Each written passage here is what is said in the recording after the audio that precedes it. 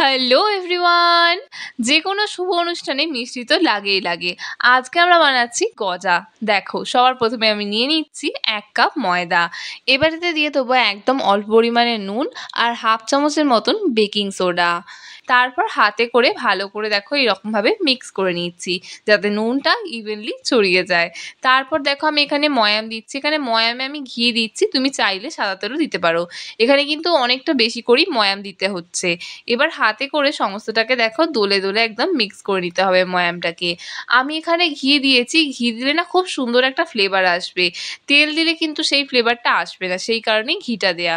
এবার দেখো ভালো করে দোলে দোলে কিন্তু ময়ামটা দেয়া হয়ে গেছে। এবার কিভাবে চেক করব, এইরকমভাবে একটা দলা পাকাবো আর হাত দিলেই যেন টুক করে ভেঙে যায়, তাহলে কিন্তু বুঝতে হবে ময়ামটা একদম ঠিকঠাক দেয়া হয়েছে। এবার নর্মাল জল দিয়ে আমি এই ডোটাকে কিন্তু মেখে নেবো।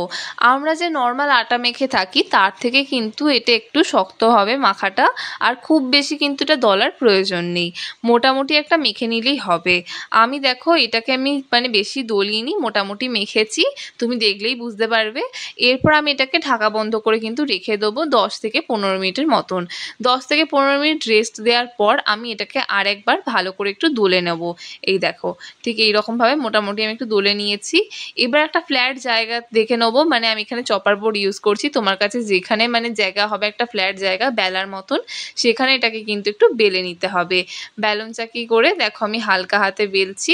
আর এটা একদম রাউন্ড শেপ হতে হবে বা কিছু এইরকম কোনো ব্যাপার নেই, মোটামুটি দেখো আমি এটাকে বেলছি এইরকমভাবে, যতটা যেরকমভাবে পসিবল হয়। ধারগুলো দেখতেই পাচ্ছ কীরকম এবড়ো খেবড়ো হয়ে রয়েছে। যাই হোক, তো এইরকম করে এটাকে বেলে নিচ্ছি আমি। আর এটা বেলার সময় না খুব পাতলা বেলার কোনো প্রয়োজন নেই। আমি দেখো একটু মোটাই এটাকে বেলেছি, তারপর কিন্তু আমি একটা ছুরি দিয়ে এটাকে কিন্তু 4 টুকরো করে নেব। এরপর একটার পর একটা দেখো আমি এইরকমভাবে কিন্তু রেখে দিচ্ছি। এইরকমভাবে কিন্তু রাখতে হবে। রেখে আমি এটাকে বেলবো, কিন্তু বেলার সময় যাতে সরে না যায় সেই কারণে দেখো ধারগুলোকে না আমি হাতে করে একটু চেপে দিচ্ছি। এতে কি হবে, যখন বেলবো তখন এটা সরে যাবে না, এইটাই আর কি সুবিধা হবে। চলো এটাকে আবার বেলে নিই। এইরকম করে না আমাদেরকে 2-3 বার এই প্রসেসটা কিন্তু ফলো করতে হবে। এই দেখো, এইরকমভাবে কিন্তু বেলতে সুবিধা হচ্ছে, আর একের পর এক কিন্তু সরেও যাচ্ছে না, এটাই এর সুবিধা। এই দেখো টেনে টেনে আমি এটাকে বেলছি, খুব পাতলা করার প্রয়োজন নেই, এটা আবারও বলে রাখছি। এই দেখো এইরকম করে বেলে নিতে হচ্ছে। 3 থেকে 4 বার এই প্রসেসটা করার পর আমি দেখো যতটা চৌকো পসিবল ততটা কিন্তু বেলেছি। বেলে একটা ছুরি দিয়ে দেখো এগুলোকে আমি পিস করে নেব ঠিক এইরকমভাবে। আমি যেহেতু এটা বাড়িতে বানাচ্ছি তাই একদম দোকানের গজার মতন চৌকো হওয়ার ফর্ম্যালিটি আর রাখলাম না। এই দেখো যেই কোণগুলো যেরকম পিস হচ্ছে সেগুলোকে কিন্তু আমি সেই রকমই রেখেছি। আর দেখো এটা কিন্তু আমি খুব পাতলা বেলিনি, মোটাই রেখেছি। ঠিক দেখো এইরকম দেখতে পাচ্ছ, মোটা মোটা আছে। এবার দেখো চৌকো চৌকো করে যতটা পসিবল হয়েছে কেটেছি। কেটে কিন্তু আমি এগুলোকে চলো একটা প্লেটে তুলে নিই। এবার এগুলোকে ভাজার পালা।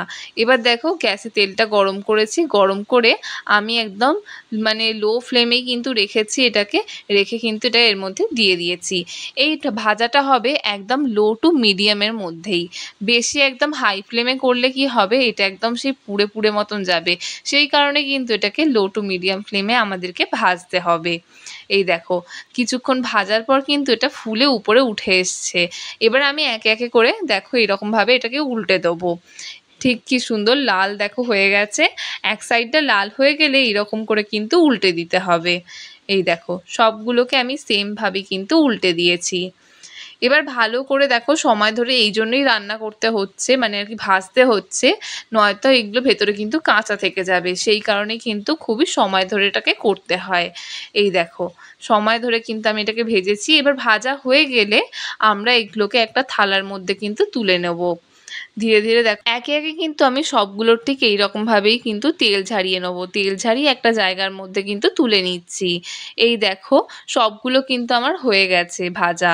এবার তুমি চাইলে এর নিচে কিন্তু টিস্যু পেপার বা নিউজ পেপার রাখতে পারো, যাতে এক্সট্রা যে তেল আছে সেটা কিন্তু অ্যাবজর্ব করে নেবে। আর দেখো ভাঁজগুলো কি সুন্দর বোঝাও যাচ্ছে। এবার চলো সিরাপটা বানিয়ে নিই। তার জন্য দেখো একটা জায়গাতে আমি নিয়ে নিয়েছি 1 কাপ চিনি, হাফ কাপ জল দিয়ে এটাকে আমি গরম করছি। চিনিগুলো কিন্তু এখনো দেখো গলেনি, তো ধীরে ধীরে সময় নিয়ে কিন্তু চিনিগুলোকে ভালো করে কিন্তু গলিয়ে নিতে হবে। চামচ দিয়ে দেখো আমি এটাকে ঘুরিয়ে দিচ্ছি একটু ভালো করে, যাতে ভালো মতন গুলে যায়। তো এইরকমভাবে দেখো একটু গরম করছি। এবার দেখো এটা হাফ মানে চিনিগুলো গলে গেছে, তারপর না আমি একটা হাফ লেবুকে কেটে এর মধ্যে দিয়ে দিয়েছি, যাতে এই রসটা যখন ঠান্ডা হয়ে যাবে নিচে চিনিটা বসে না যায়।